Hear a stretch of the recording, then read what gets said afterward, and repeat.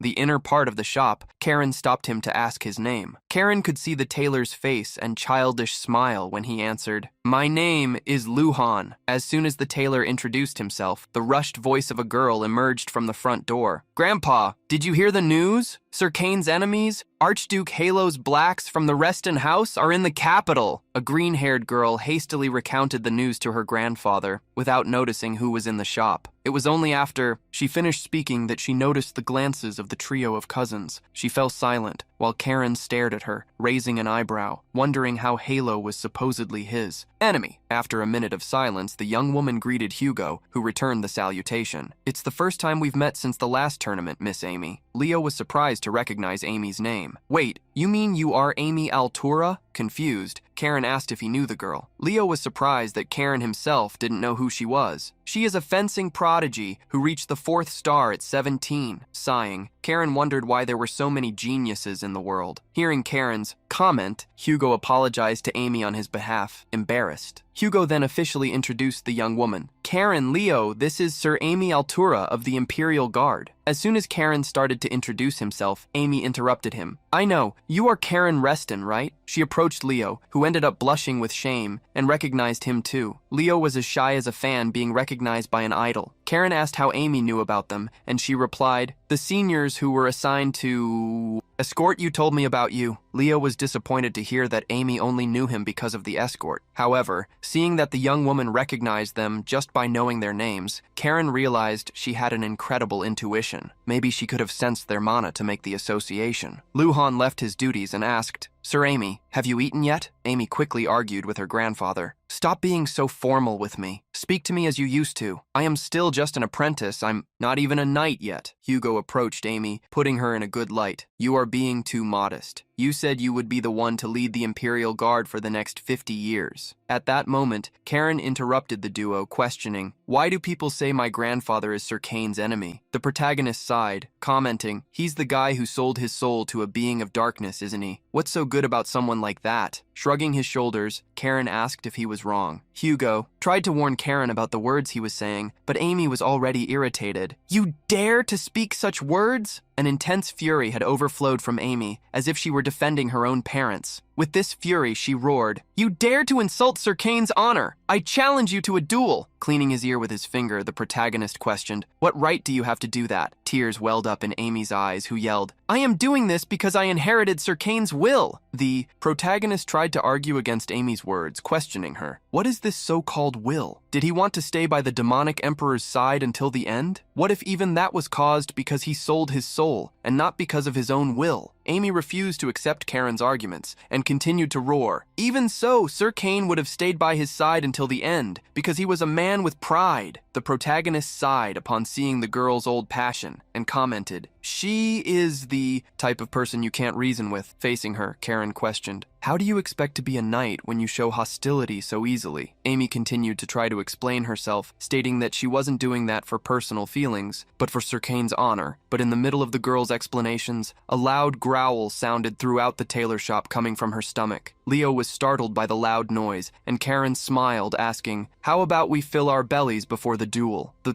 protagonist told her to decide, and then began to release his mana, while asking mockingly, "Pig, ox, or dog? Or perhaps you want to go immediately outside to fight?" Karen's oppressive mana pressured the young woman, who raised her hand in front of her face to protect herself. Amy had heard that, like her, Karen had reached the 4th star realm, but seeing him in person, she was sure he was on a completely different level. At that moment, old Luhan coughed, drawing attention. "Why don't you join Lord Karen for a meal, Miss Amy? You probably haven't been eating properly since you are paying off your family's debts." Karen retracted his mana, listening to the tailor finish soothing the situation. "Since destiny has brought you together, enjoy something delicious together." Amy placed her hand on her stomach and ground her teeth, looking away. In the end, with a flushed face, she accepted the invitation. Karen, Hugo, and Leo were sitting side by side and stared at the other side of the table where at least a dozen plates were stacked. Shoveling more and more pieces of meat into her mouth, Amy noticed their gaze. She was ashamed of her actions, but tried to explain herself. "I am just eating well for the duel." Karen felt that Amy had taken a more polite tone, but she countered him. "Don't misunderstand. I will definitely pay for my share when I receive my payment next month, the protagonist reassured her, but Amy stood up, banging the table. I can't accept a duel on, an empty stomach, but now we can shake hands and seal our agreement. Amy extended her hand towards Karen, who observed it for some time. The young woman's hand was rough, thick, and with countless scars. That was proof of effort, of someone who trained without using any tricks. The protagonist scoffed, lightly mocking her internally. If it weren't for that old man's personality, you would be a great talent. Amy continued to stare at Karen, extending her hand to him, and curiously saw him assertively shake her hand. As soon as they closed the deal, Amy asked, "Can I order another dish?" Seeing the two shake hands, Hugo was still incredulous. One moment they seemed to want to devour each other, but the next moment they were in agreement. At that moment, outside the restaurant, a noble man with golden hair and olive-colored clothes was passing by. He looked through the restaurant window and recognized Amy, who was eating while talking. She seemed extremely excited, eating and,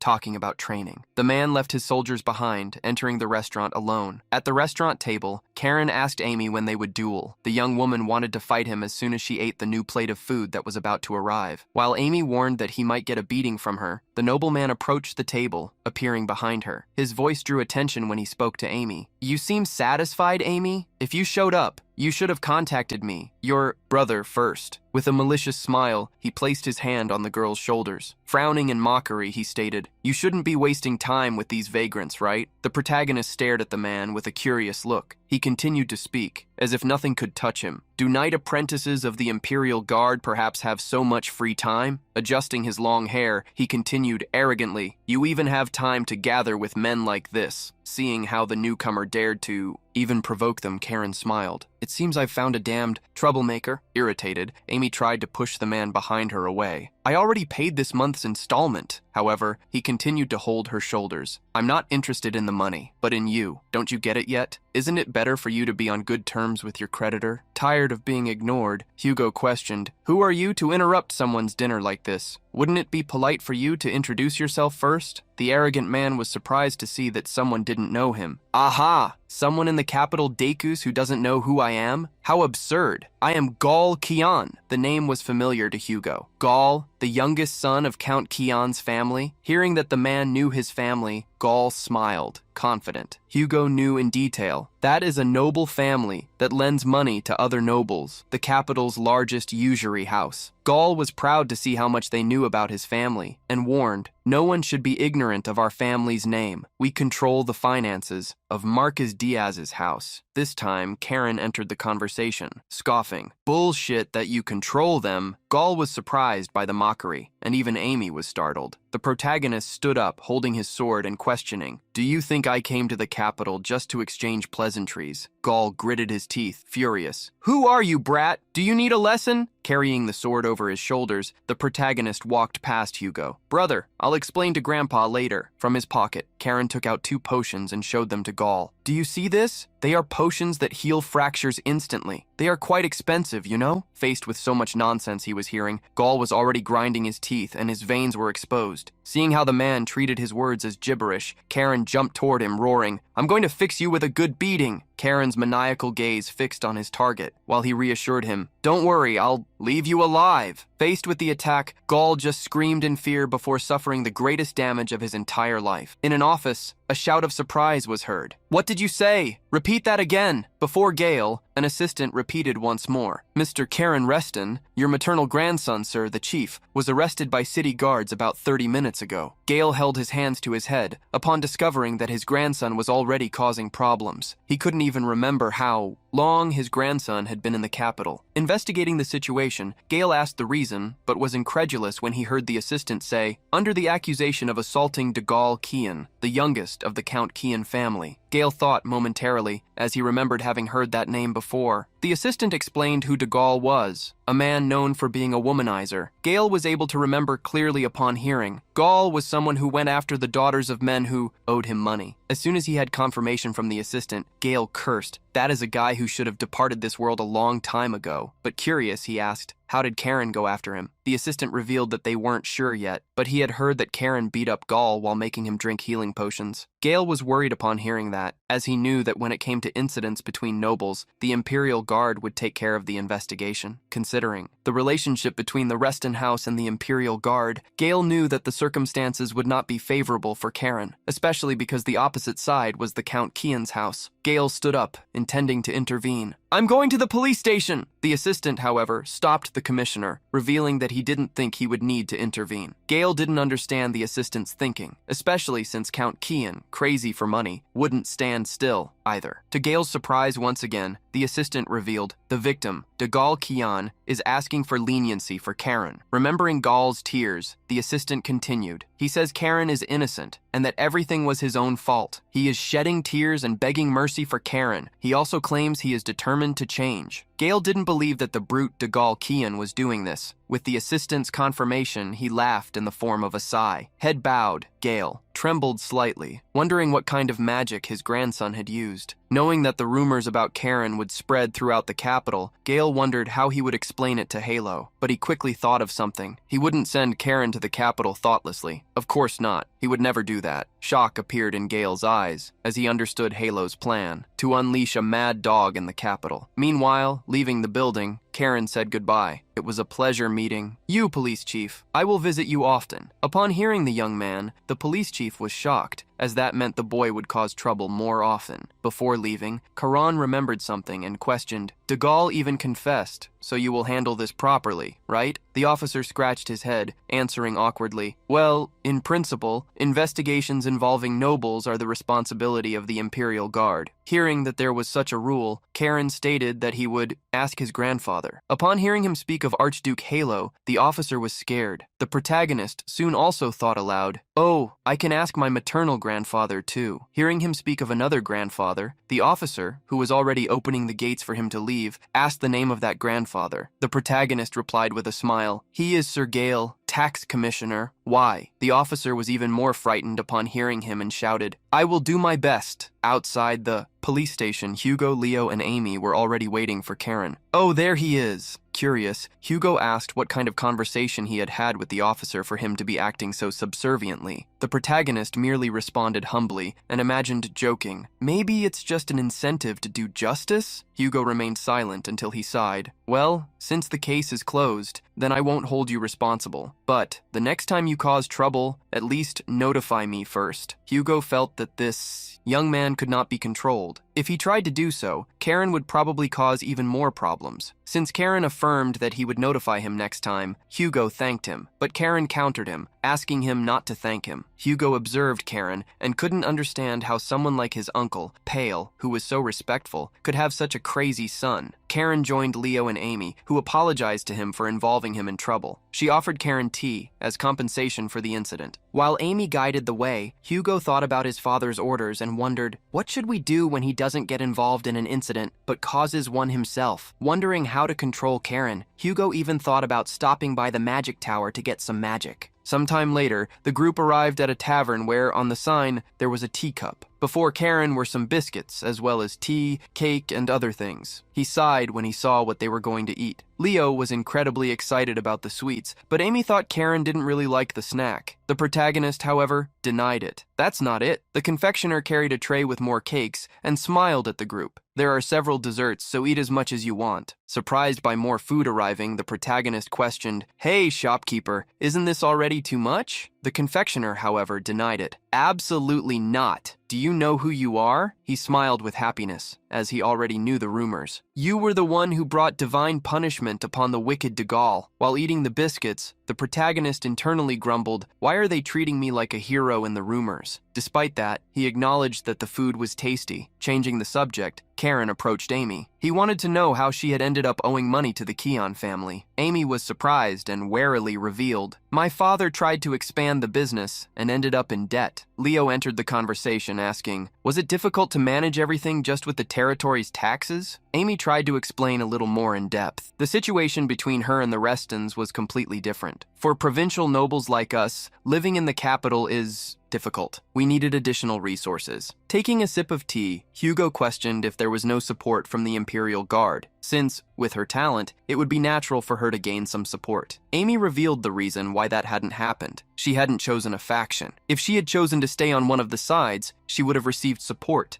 but that was something she didn't want to do. Karen was curious to know the reason. Amy smiled with a glow of lightness. Well, sir, Kyan, with his great pride, would have followed the path of the sword, not politics. Cain himself, being before her, knew the truth. It wasn't out of pride that he did that, but to survive. Entering the subject, Caron asked, "And if I pay the debt, will you come with me?" The question surprised Leo and Hugo, who spat out all the tea in their mouths. Amy was confused by Karen's question, and Leo hastily stood up. "Karen, even for you, that's not right." Karen was confused. Then he heard his brother saying you'll pay her debt if she becomes your woman makes you someone just like that bastard Gaul. Upon hearing Leo's thoughts aloud, Karen almost beat him up. "When did I say anything like that, you idiot?" Hugo wiped the corner of his mouth and tried to make Karen reflect. Miss Amy may not be a knight yet, but you shouldn't trample on the honor of someone aspiring to become one. Karen felt that everyone was misinterpreting his words. He slammed the table, explaining himself angrily. "What I wanted to ask is if she wanted to join the Harang Knights Order." Leo sighed, recommending that his cousin not try to change his words just because he messed up. Seeing the two arguing, Amy smiled, happy after a long time. Amy thanked him for the offer but refused, surprising Karen. He asked, just to be sure, "So you really want to stay in the Imperial Guard and change things from within?" Amy nodded, agreeing. The young woman smiled as she imagined, if Sir Cain were alive, he would answer the same way. However, Cain himself before her showed that she was wrong. He wasn't the type of person she thought he was. Yet he knew people like her. They were stubbornly principled for no reason, integral, and foolishly loyal in the most idiotic way. When the war exploded, Cain ordered his knights to flee to survive. However, each of them wanted to remain by the commander's side until the end. When they left the confectionery, Amy asked what they would do about the duel. Since it was already too late, Karen didn't want to duel at that moment. Instead, he revealed, "I will ask my grandfather to request an official match." Amy agreed with Karen's idea. It sounded very good. Thus, the Reston family trio said goodbye to Amy, each wishing her a safe return. Leo had especially enjoyed meeting her. As Karen walked away, Amy shouted to him, "Karen, the next time we meet, speak formally to me. I am older, so I am your Nuna." Karen shouted back to her, "I only respect people stronger than me. If you want my respect, beat me." Hearing the challenge, Amy smiled. She then left the cafe, vowing, "I will try my best." Upon returning to the residence, the protagonist received a call. "I received a report from Hugo, but what were you thinking hitting the son of Count Kian?" The protagonist replied calmly, "That served to cure the villain. You know that always works, Xerus." Sir Xerus didn't imagine Karen would go that far, especially with Hugo present. The protagonist revealed to Xerus that, surprisingly, he and Hugo were getting along. Xerus on the other side of the crystal ball was relieved. Thanks to the victim asking for leniency, there were no problems. "But you have caught the attention of many noble families in the capital. I feel like I've told you that many times." Xerus asked Karen to go to the palace the next day, and made him promise that he would restrain himself before the emperor. Karen swore, "I promise on my father's honor." Xerus, however, wanted to know why he swore on his father's honor, and not his own. The answer was obvious to Karen. "It's because I have no honor." Changing the subject, Karen revealed he had offered to recruit Amy, the Imperial Guard apprentice. Xerus knew Miss Amy and recognized her talent. He was curious to know the answer. Karen revealed that he had been rejected, scoffing irritably. For Xerus, something like that was a shame. Amy was a valuable talent for the Imperial Guard. Changing the subject, Karen asked Xerus to connect him with the head of the family. There was something he wanted to discuss personally with Yahello. While waiting, Karen sat on the bed, letting the wind enter through the open window, swaying the curtains and cooling him from the heat. Sometime later, he heard Yahello's voice from the crystal ball. "You called for me, Karen?" Since Yahello was called by the title of head of the family, he believed Karen wanted to talk about a matter of that nature. Yahello was worried and curious and told Karen to say what he wanted. Karen's request was direct. "I want to hold an official match with the Imperial Guard." Yahello crossed his arms, asking the reason. Karen reminded his grandfather that they always competed against the Harang Knights, so he wanted to cross swords and test his own abilities directly. Yahello was silent for a moment and asked if he only wanted that. The protagonist nodded. Yahello agreed, but stated that he would impose a condition. "Until you meet the Emperor and the royal banquet ends, you must not cause any trouble." Understood? The protagonist nodded, agreeing with the head of the family. Satisfied, Yahello reminded him, "Be careful with your conduct in the palace." With his grandfather's order, Karen imagined that staying quiet for only one day wouldn't be a big problem. "It's not like I want to cause any trouble anyway." After all, this place is my grave. 2. The next day, at the Blue Fortress, Xerus knocked on the family head's door, announcing his arrival. Yahello ordered him to enter. Upon entering, Xerus reported that he had sent an official letter to the Imperial Guard, just as Karen requested. Yahello received the message and asked for the Imperial Guard's response. Xerus revealed that they had accepted without even hesitating. Yahello thought for a moment and imagined that, since it had been a dual request requested by the Archduke's grandson, they would prepare appropriately. Confused, Xerus asked the head of the family if he was worried. Yahello sighed and replied, "Worried about that boy? No, he just reminds me of Cain." Xerus was surprised. "You mean Sir Cain?" Yahello nodded and thought of his friend. If that guy were alive, the Harang Knights and the Imperial Guard wouldn't have to waste time competing like this. Xerus felt that the family leader missed his old friend, but Yahello roared, "No way! Why would I miss a man who ignored my desperate pleas?" To Xerus, Yahello seemed like a terrible liar. "No way would I miss that bastard." Changing the subject, Xerus asked the Lord if he knew Amy Altura, a female knight. Yahello nodded, remembering that she was a knight apprentice of the Empire's Guard. Xerus then revealed that Karen wanted to bring Lady Amy specifically to the Harang Knights. Confused, Yahello asked why. Xerus knew Karen's intentions. "Her talent is too good to be wasted in the Imperial Guard. I believe the almost obsessive respect she has for Sir Cain is part of the reason." Yahello knew this was strange for a young knight. Ordinary Imperial Guards usually avoided even mentioning Cain's name. Xerus knew it was precisely to erase history. If you hadn't insisted on the matter, Chief, he would have been remembered throughout history as the worst villain. Yahello understood, curious to know why this had piqued Karen's curiosity. Xerus reminded the leader how Karen had always been interested in Sir Cain. Returning to talk about Amy, Yahello asked if Xerus knew anything about her family. Having conducted investigations, the head of the guard revealed that Amy's family was a modest noble family from the provinces. There was nothing notable about them, except that 50 years ago, they changed their name from Akti to Altura. Yahello was shocked to hear Xerus, as he knew the Akti family very well. In the capital's streets, several people cheered, as if at a festival. "Glory to the heroes of the Reston. Ducal House! Long live the young heroes who defeated the traitors!" Inside the carriage, Leo looked out the window and asked, "Aren't you embarrassed, Karen?" The protagonist asked why he would feel that way. Leo showed how everyone was cheering for him. Karen, however, revealed, "They are not doing this for us, so don't pay attention." Leo was confused and asked, "Why are they doing this then?" Karen revealed that this was something the Imperial Palace had planned. They want to show everyone that the Reston family remains behind the royal house. Confused, Leo asked who they would want to show this to. Thinking his brother was an idiot, Karen questioned, "Who else?" Obviously the nobles who want to control the emperor. Leaving Leo confused by the political scenario, Karen began to look at the scenery through the window. He saw the people on the street waving to the caravan, and in the background, the emperor's castle. Those who were serving as puppets there should at least possess some political instinct. Upon descending from the carriage, the duo unexpectedly met someone they already knew. Sir Ryuk was there to receive them. Ryuk pretended to be honored to be remembered by Karen, who didn't give much importance to the matter. Ryuk revealed that they could not enter the palace with swords and asked for the young men's cooperation. Beside him was another knight with a bag to store the items. While placing the sword inside a bag, Karen commented to Leo, "Did you know that Grandpa already broke this rule once?" "Curious," Leo asked when he had done that. Karen smiled, replying, 50 years ago." Leo was confused and began to wonder what had happened 50 years ago. The guards, who had already understood Karen's words, showed grim looks. Karen was smiling maliciously when Leo realized, startled, "Are you crazy? Why talk about that now?" Ryuk cleared his throat, drawing the boy's attention. He then warned, "It would be wise to be careful with your words before the emperor." The protagonist merely casually stated that he would keep the advice in mind. The two were talking, until suddenly, the guard who was close to them fell to the floor. Ryuk spotted the sword that had fallen to the floor, slightly unsheathed. He was surprised by the aura it emitted, tremendously powerful. Seeing Ryuk's reaction, the protagonist merely commented, "My sword is a little wild." He smiled maliciously, provoking, "You better take care of it carefully." Despite the provocation, Ryuk volunteered to escort them to the main hall. Thus, they entered the palace. Ryuk and two knights accompanied Leo and Karen across a golden carpet. Leo looked around, impressed. "The royal palace is really extravagant, isn't it, Karen?" However, upon not getting a response, Leo started to get worried. He observed his cousin and noticed the mana he was releasing. Looking around, Leo found it strange that the knights hadn't noticed, but he was relieved. Leo had never seen that expression made by Karen. He didn't look angry, it was something else. This made Leo remember the request their master, Lady Sabina, had made, to observe Karen's ocean carefully. However, he couldn't really understand Karen. The protagonist looked at the castle corridors that made him remember the past. There, where 50 years ago the fire raged out of control, was his body, full of wounds, and a sword stuck in him, bringing about his end. The screams echoed throughout the palace, while he lay in silence. Closing his eyes, Karen wished to stop thinking about that for some time, as there was still much to be done. Sometime later, they arrived at a door where a butler stopped them. "This is His Majesty's court. Please state your identities." Sir Ryuk took a step forward, presenting, "They are honorary guests of His Majesty, the grandsons of the Reston ducal house." Upon discovering the young men's identity, the butler quickly allowed entry. "Shall we go then?" Thus, the door was opened and the servant announced, "Leo Reston and Karen Reston of the Reston ducal house are entering." Karen led the way, with Leo following him. They would be seeing for themselves the face of the one who became the heir to the demon, Emperor. Upon entering the grand hall, Karen spotted a man with his back to him, wearing a long white cloak. From where he was, he spoke to the guests. "Welcome to the Imperial Palace." Karen was confused, as he didn't know that man. Turning to look at them, the man revealed, "The Emperor's health is declining, so he is resting. He is very sorry for being unable to greet you personally. He asked me to deliver this message to you, so do not misunderstand me." The man they encountered instead of the Emperor was unexpectedly the Crown Prince, Yorn Karien. Upon meeting the prince, Karen immediately knelt. "We salute your highness, the Crown Prince." Beside Karen, Leo was startled, quickly kneeling, imitating his brother. "It's an honor to meet you." The prince observed the boy's actions with his orange eyes and commented that he had heard about what they did in the Bellis barony, truly fitting for the grandsons of a hero. While replying that he had merely done what he should, Karen trembled slightly. Internally, he was euphoric. "You must be kidding, right? You look so much like him." From the facial expressions to the gaze, Eorn Crane was exactly like the Emperor who had sold his soul. Karen quickly washed away any thought that indicated Eorn was the same as the old Emperor. They were only similar because they were grandfather and grandson. The Crown Prince moved on to another subject, revealing what he had heard. "You became close to Revelio?" It's a relief to know that the Archduke's grandsons are his friends. While Karen ground his teeth just thinking about the sixth prince, Leo smoothed over the fact, "Friends of a royal heir? We are merely acquaintances." The protagonist ground his teeth, internally cursing Leo. "Do you think that was a compliment, you idiot?" Karen recovered and responded to the prince. "I thank your highness for overestimating us so much." Yorn Crane was confused and heard the young man say, "I will make sure to honor the Restini house's friendship and continue to maintain good relations with the sixth prince." The crown prince, upon hearing the words, remained silent, thoughtful about their meaning. Karen smiled, maliciously satisfied with his intervention. Leo, who didn't even understand politics, looked from side to side, trying to understand the reaction of the two. In the end, the crown prince merely nodded. Changing the subject, he reminded them, "Tonight, the banquet will be in your honor, so enjoy it." In unison, Leo and Karen thanked him. Saying goodbye, Eorn Crane recommended that they rest until the banquet began. Thus, the two stood up, following the butler who had guided them to the prince. Upon being left alone, Eorn Crane could elaborate on his thoughts. Contribute to friendship with the royal family, being little friends with that brat Revelio. In the end, the prince managed to form an opinion about Karen. He really is as amusing as the rumors say. While being guided by the butler, Karen,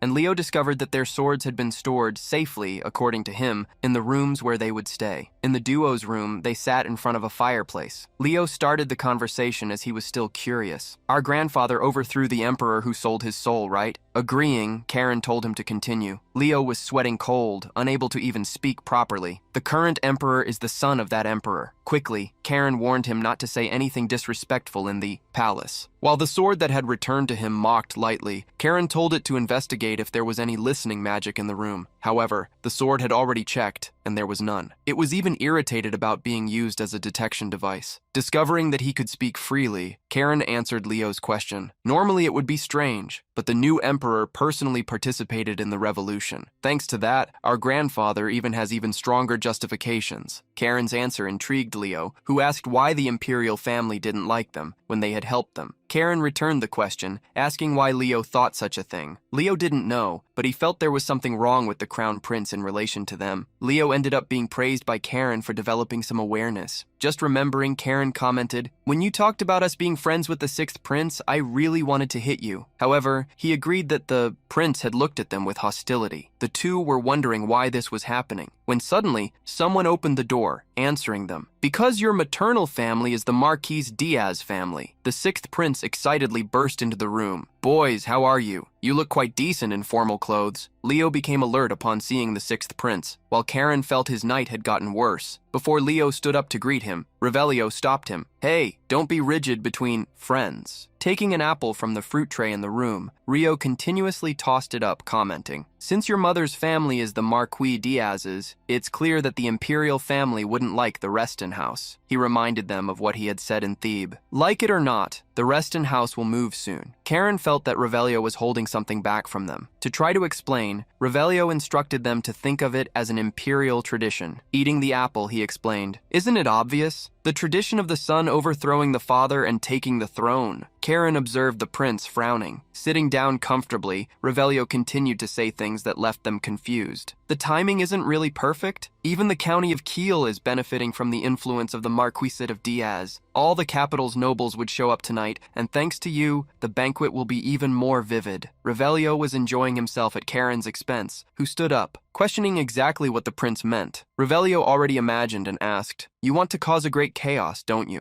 Karen returned the accusation. "You are the one who wants to make things wild." The prince didn't deny it and insisted on the matter. "I can set a scene for you to do whatever you want. Are you interested? Will you join me?" Faced with the proposal, Karen remained silent until he asked the prince to tell him his plan. While Revelio chuckled with satisfaction, Leo felt they were walking into a trap. He could only think that they must be joking when talking about causing chaos at an imperial banquet. Later, that night, the lights of the chandeliers turned on, illuminating a grand hall, where several noblewomen were already gathered, with their voluminous dresses, to talk about royal gossip. When Karen and Leo entered the hall, the latter was surprised. Leo focused on looking at the beautiful women, with a flushed face and dropped jaw. Karen quickly told him to compose himself. Thinking about his own life, Karen felt it had been a long time since the last time he had gone to a banquet. In that past life, as a servant, no one welcomed him, however. It was at this moment of reflection that Leo felt a wave of dark energy. The sword, just like him, became alert. Both, from somewhere in the hall, felt the power of black magic. Karen couldn't believe he was feeling the energy of dark magic inside the imperial palace. The magic spread throughout the hall, which should have countless detection spells. This meant that if something could deceive the detection ability of the mage's tower, its power was certainly not ordinary. As soon as Leo and Karen entered the hall, two men who were talking in a distant corner saw them, verifying their identities. Oblivious to what was happening, Leo was more impressed with the large audience at the banquet. Karen quickly told him to stop being annoying, as he was starting to feel embarrassed. Leo tried to defend himself, stating that he wasn't acting strangely, but Karen contradicted him. At that moment, the young men saw some people approaching. A man with the sides of his hair shaved and the hair on top brown approached, commenting, "The compliments about the two of you are echoing throughout the capital. Truly worthy of being the wolves of the Reston house." He extended his hand toward the two, introducing and greeting them. "I am Karim, of the Marquis Diaz house. It's a pleasure." The protagonist barely looked at Karim and just shook his hand. Karim frowned upon seeing that Caron had no sense of etiquette. Leo tried to alert his brother and greeted Karim in his place. Karen must be nervous. It's his first time at such a big banquet. "I am Leo. Pleasure to meet you." Still not believing that Archduke Halo's grandson could be so rude, Karim dropped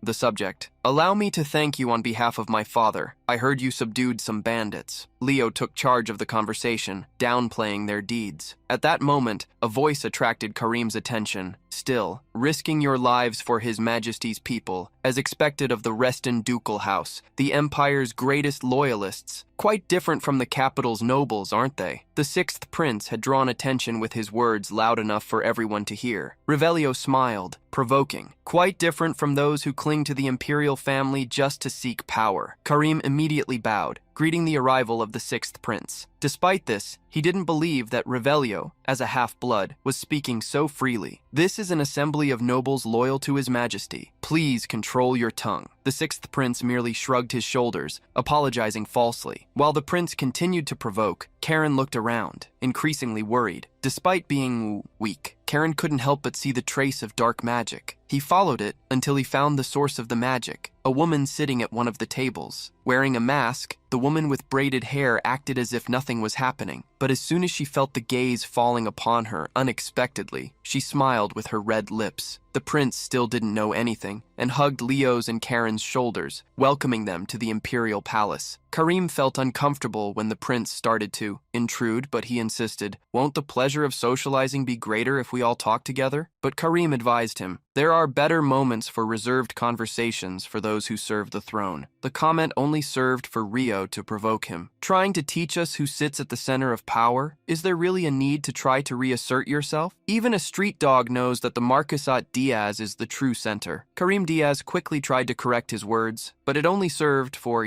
Rio to smile mockingly. Karen, at that moment, interrupted the quarrel between the two. "You are talking non-stop. Do you mind shutting up?" Immediately, Karen placed his hand on his sword, removing part of it from its scabbard. Leo and Karim were surprised by Karen's actions. Looking lightly at the prince, Karen warned, "Sixth prince, the theater is over." Confused, Rio asked why, as he was already having fun. Karen whispered, surprising him, "A rat with dark magic is hiding in the hall." While everyone started to turn to look at Karen's actions with looks of astonishment, he asked the prince to buy some time. The prince wanted to call the Imperial Guard, but with a malicious smile, Karen reminded him, "Did you perhaps forget who I am?" The prince sighed, remembering the saying, "Doctors care for the sick, and Restons care for demons." Asking what he should do, the prince was ordered to ensure that no one could escape. Seeing Karen advance with a sword in his hands, Karim quickly put his hand on his sword, asking, startled, "Back off." However, with just his gaze, Karen intimidated him. "Get out of my way." Karen passed by him, as if he didn't even exist. Staying behind, Karim had to admit he couldn't even draw his sword faced with the overwhelming pressure. Karen walked through the nobles, clearing a path with his mana overflowing like a turbulent sea. Leo, who was trying to ask what Karen was doing, saw the prince draw a small staff with an orange sphere at its top. In his other hand, the prince took an identical sphere. Using the staff, the sixth prince transferred energy to the golden sphere in his other hand. Although he used those items, he never imagined he would actually need them. From the sixth prince, magic was generated, a sphere of light which grew rapidly. With the artifact that his sister Poina had given him, he created a large barrier, which would buy time until the Imperial Guard arrived. Seeing the barrier that encompassed the entire hall, the nobles began to get scared. Leo, next to the prince, asked why they would need to buy time. Karen, repeating the saying that the prince had commented, approached the woman who was the source of the dark energy. Holding the sword pointed at the masked woman, Karen commented, "I didn't expect someone in the capital would welcome our family since we are a thorn in their side." Leo was shocked to hear Karen's words about the woman's identity. While watching the woman take off her mask, Karen continued, "Unexpectedly, here is someone welcoming us. And even more unexpectedly, I can't call her a person." Upon seeing that she had been discovered, a dark but controlled energy enveloped the woman, overflowing from her eye. As expected of someone from Halo's bloodline, "You found me. I was worried you might not find me." Karen was surprised when the woman's energy overflowed, becoming much more powerful than he imagined. The energy attacked the barrier created by Rio, destroying it. Standing up, the woman looked at Karen, commenting, "You are quite handsome, aren't you? I like you." Faced with the provocation, Karen brandished his sword. "Don't you dare do anything!" Karen's sword cut through the creature of darkness, making her lose the connection between her head and the rest of her body in a single second. Seeing the woman fall to the floor, everyone was terrified. The eyes of the head on the floor were closed until they opened with a terrifying dark tone. The woman's voice became somber but did not lack interest. "You really are lovely." The nobles closest to the woman were frightened and screamed, "It's a monster!" The screams of panic spread through the hall, filled with a dark light. The head on the floor distorted, transforming into a bouquet of black roses, which, with the wind, released its petals to fly around the hall. Karen frowned, analyzing each of the black petals. Before he realized it, the petals gathered behind him, reforming the woman's body, revealing her true appearance, which let long green hair flow down her back and bore a red tattoo on her chest. She touched her own body. It seems the regeneration wasn't perfect. This sword, it devoured my mana. I didn't know the Reston family possessed something like this. Having the secrets of his sword revealed, Karen gripped it tightly. Irritated, he advised her, "Consider yourself lucky. If I were a little stronger, you wouldn't even be able to be standing and talking." In the woman's hands, metallic claws emerged, she joked. "I would love to devour you, here and now." However, going against her desire, she jumped toward Karen, opening her claws to attack him. With the movement of one of her arms, the creature created a trace of malicious energy which traveled toward the protagonist. In the last second, Karen moved to the side, trying to dodge the attack that sliced the air next to his neck. Despite having acted, Karen was still wounded. A slight cut appeared on his neck from the claw attack. The woman licked the claws, now stained with the red released from Karen's neck, provoking him. "You taste sweet." Leo, upon seeing Karen attacked, placed his hand on his sword. He intended to draw it to help his brother. However, the sixth prince stopped him. Leo was confused, but Revelio advised him, "Don't go. This is Karen's fight." Leo still wanted to go, but the prince reminded him, "You know Karen better than anyone. If he needed help, he would say so." Even reluctantly, Leo put his sword away. He was trembling, irritated, because he wanted to at least be stronger to help. The prince knew that Leo would be stronger in the future, but at that moment, if he faced a creature of darkness like that, he would perish in exchange for nothing. While Karen's neck continued to drip, even with the attempt to control it through mana, the sword warned him, "Master, she is too strong for you to defeat. Keep fighting, and you will only sacrifice yourself for nothing." The protagonist sighed, commenting to himself, "For nothing? If the prince ends up following my beliefs, then even a meaningless farewell isn't so bad." Karen would be fighting mainly because his enemy was a creature of darkness. He didn't intend to let it go freely. Pulling up the collar of his cloak to hide the wound on his neck, Karen released the maximum amount of mana he could control, facing the master of petals before him. The penetrating gaze he displayed was one that even she felt interested in seeing. "A child like you holding so much hatred. Incredible. The Reston family bloodline truly is on another level." Once again, the creature charged against Karen, extending one of its sharp-clawed hands. The energy of the attack it carried cut through the air toward Karen, carrying dozens of sharp petals with it. The attack passed through Karen and, unexpectedly, did not stop, hitting the people who were behind him. The creature chuckled with a sweet voice, introducing herself. "My name is Shunya. I will make sure you never forget me in your entire life." Seeing that other people started to get hurt, Karen charged against Shunya, brandishing the sword that carried all his mana. From a distance, the sixth prince shouted to the protagonist. He also went into action, raising his arms to create a protective magic with his own mana. "Don't mind us. Just do what you need to do." As soon as Shunya attacked once more with her claws, Karen managed to avoid it, jumping backward. She overflowed with fury and provocation. "You aren't stupid enough to relax just because you managed to dodge, are you? My petals aren't just for decoration after all." Karen's own sword tried to warn him. "Hey, why aren't you dodging?" But soon it understood the boy's intentions. A light emerged from Karen's eye. It entered his body, dangerously traversing several levels of energy until it reached the fifth form of the Harang sword attack, the High Tide. Around Karen, true ocean waves appeared. The mana he overflowed seemed to transform into an intense and deep liquid, like the waters of the chaotic seas. Shunya curiously observed the movement of Karen's power. The protagonist had forced the opening of his mana to a point where he coughed dangerously, his body almost at the point of collapse. Wiping the corner of his mouth, Karen didn't care about the consequences. All he wanted was to pierce through that creature of darkness, to finish her off at once. Shunya didn't expect to see Karen go that far to face her. This made her smile in delight. The sixth prince stared at the situation with a worried look. He ground his teeth, not understanding what was happening. The illusion magic had been broken a long time ago, and even so, the Imperial Guard still hadn't arrived. Outside the castle, things were more agitated than Revelio expected. Ryukheimer hastily shouted at other knights, trying to understand what was happening. Upon meeting Sir Ryuk, the guards revealed that magic had been detected inside the banquet hall. Surprised, Ryuk asked about the mages of the tower. Having already contacted them, the guard warned that they had arrived through the portal. Clicking his tongue, irritably, Ryukheimer couldn't believe that magic had been used inside the royal palace, especially on the night the emperor was hosting a banquet. He hastily ran toward the banquet hall, but found several mages and knights struggling to enter. Seeing knights carrying away mages who had exhausted their capacity, abilities. Ryuk roared, "Why haven't you managed to enter the hall yet?" The closest knight to him tried to explain. "The mages can't break the barrier!" Ryuk couldn't assimilate the idea that there was a barrier that even mages from the tower couldn't break. He couldn't understand the meaning of that. Seeing the confusion in the captain's eyes, the knight revealed, "The mages are saying that is the work of dark magic." Shock appeared in the eyes of the knight's chief with wide eyes. He couldn't believe what he was hearing and wondered what was happening in the castle.